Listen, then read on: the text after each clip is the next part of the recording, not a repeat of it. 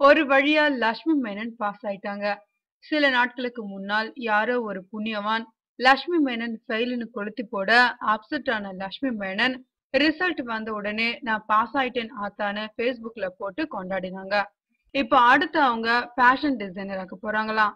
ஏன் இந்த முடிவுன்னு விசாரிச்சா வருஷத்துல 100 நாள் மட்டுமே காலேஜ் போனால் போதுமா, அதாவது வருஷத்துக்கு 3 மாசம் தான் படிக்கணுமா, மத்த நாள் எல்லாம் நடிக்கலாம், படிச்ச மாதிரியும் இருக்கும் நடிச்ச மாதிரியும் இருக்கும் என்பது லட்சுமி மேனன் கணக்கு.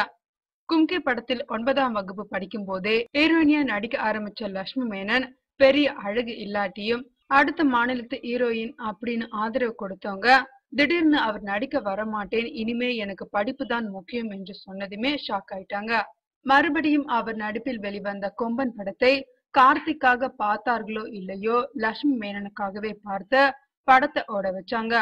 இப்ப மறுபடியும் அவர் நடிப்பாரா மாட்டாருன்னு பட்டிமன்றம் வச்சு பதறி கிடக்குறாங்க இங்க.